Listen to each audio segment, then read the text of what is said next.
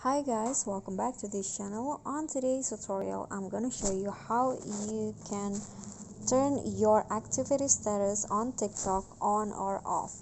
So here I've already on TikTok, and what you need to do is just go to your inbox at the bottom. Then here click on this little circle at the top beside the inbox tags, and here to activate it you can just click on the circle again until it turns to gray. Then your friend will see your activity status on TikTok. And to turn this off again, you can just click on the circle again and click on it until it turns to gray.